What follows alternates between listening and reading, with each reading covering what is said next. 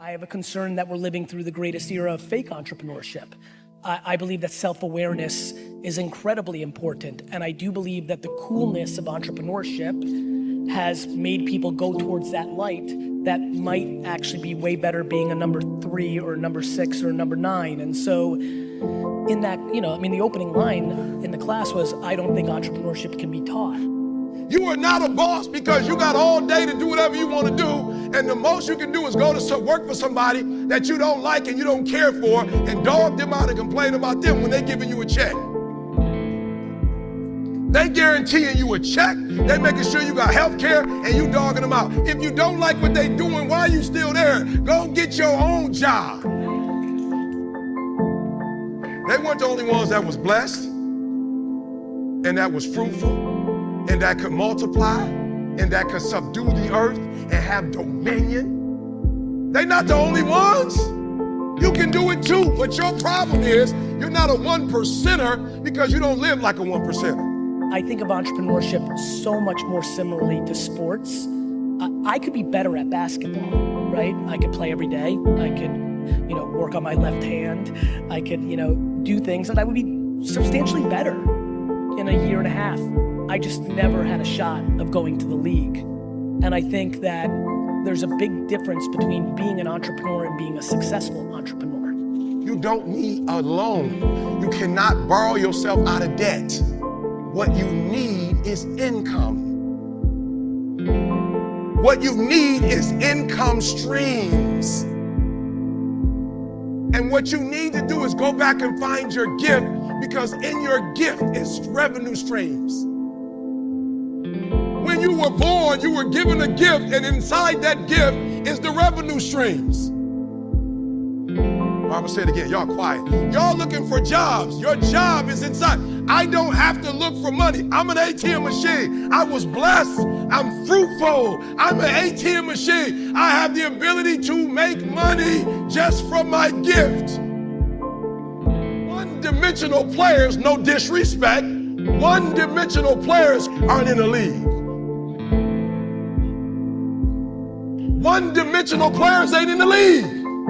What made Michael Jordan is he can put up 30 and he can shut your butt down. He can play offense, he can play defense. He can play 40 minutes, 48 minutes. And most of you in this room, your problem is you're one-dimensional and you're trying to hang your hat on that. If you got the right peer giving you the right kind of pressure, you can do some big things in your life. So I think that additional kind of peer pressure you put into yourself, you're in the right circles, right environments, those two guys that, put some kind of a peer pressure or direction into you, can really be a spark to change someone's life, where all of a sudden the identity goes from being a regular person to the next day, no one recognizes them. Oh, you're not hearing what I'm saying. I'm a high school dropout. I did not get this when I got my PhD. God didn't go, he finally got his PhD, give him the voice.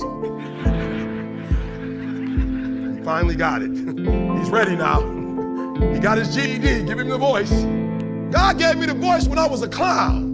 When I was acting a fool. You got your gift from birth, and the reason why you're struggling is because God gave you something and you're doing the opposite of what he gave you. I don't think you get the same returns by overwhelmingly working on your weaknesses as you do on tripling down on your strengths. I don't know what else to say. It's so clear to me. I think so much of what I talk about is predicated on not only my successes, but watching my family members, watching that whole ecosystem of startup founders, just watching. I watch a lot. I read a lot of people's behavior more so than, books or things of that nature. And so, yeah, I believe that the entrepreneurs that have gone on to quadruple down on their strengths and then hire around their weaknesses have had much better success than the ones that dwell on their shortcomings because somebody they look up to was good at it and said it was important, and they waste their time on something they'll never be. I like micro failure. I hate macro failure. Like, death of your business is bad. But to me, what's funny? I'll use a boxing analogy. My favorite boxing, I watch a lot of boxing. I think boxing is a very interesting, and I'm super into mixed martial arts, but I grew up on boxing. I understand it better. And I like watching it because there's so many things that happen in boxing. First of all, what I love about boxing is there's nowhere to hide. You know, like it's super interesting, right?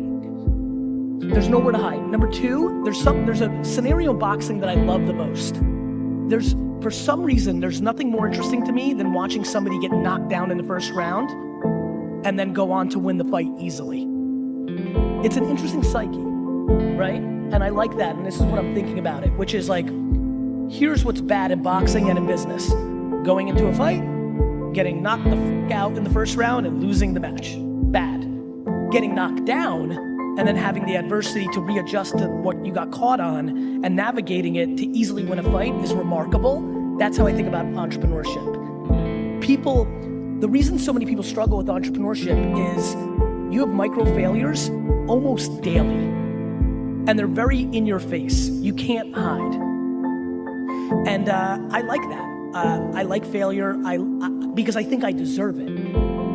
I hate when people don't respect the game. When I fail, it means I f***ed up. And I like that because I think people get audacious. My number one thing that I hate about capitalism is that people use it and they love it and they're big capitalists and they love open market and competition and all that. And then they become 73 and they try to use all their money to protect their money. They're not willing to let a young lion eat them the way they ate somebody else.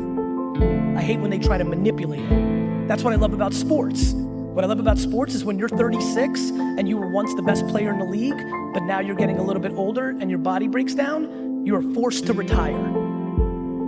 The one thing that entrepreneurship and capitalism has to adjust to is once you get old and you're tired and you want to be on a yacht instead of working your shit, you should lose some money because you're losing. So identity is you asking the questions until eventually you get to a point that you get to the deeper part of who do you want to be, what life do you want to live, and why do you want to live this life? Why is it important to you? Why is it what you're putting through all these hours? Why would you want to do that? That's transition when you go through it. And then the pressure part when you said, here's who I'm going to be, where you declare your intentions to the world. This is what I'm going to be doing. A lot of times we keep things to secret. And so there's a debate. Some say you should never declare your intentions to the world because that pressure could create anxiety. You should never do it. You know, like Babe Ruth pointed a finger and I'm going to hit a home run. What if you don't hit it? What if you fail? You know, what if you say, Michael Jordan says, the Bulls never winning, losing game 7. You should never say that because there's too much pressure on the players. Or then the other side said, well, you should put the pressure on yourself because your teammates play better because it's not on them, it's on you. And the leader does that. To me, I think declaring intention serves a purpose. I think when you go out there and you say, this is what I'm going to be doing, this is where I'm going to be at, you officially have the world holding you accountable. That pressure could be good pressure to put into your life. Why I like losing. The game told me I lost. Respect to the game. That's why I like playing. I did this when, my friends, I was an entrepreneur when there was no conversation around this. In the 80s and 90s school system and society that I grew up in, I was a failure for making $2,000 a weekend selling baseball cards. Like, I did this when it wasn't cool. I'll do it now while it's cool, and I'll do it again in 15 years when it's not cool again because the economy will collapse and because we don't like to be accountable, we like blaming things, and so we're gonna blame entrepreneurship, not the fact that you weren't self-aware and didn't realize that you weren't a fucking entrepreneur. So for me, the transition for somebody to want to change it and get clarity is actually asking questions. If you don't ask the questions of what you want to do next, the world is going to put you in the box on what you have to do next because they're determining who you need to be. Having all of you judge me as, see, he wasn't as good as you thought, and then rising back like a phoenix and sticking it in your fucking face excites the shit out of me.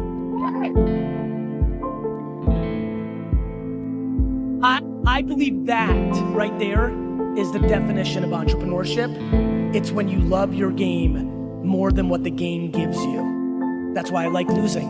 The game told me I lost. Respect to the game. That's why I like playing.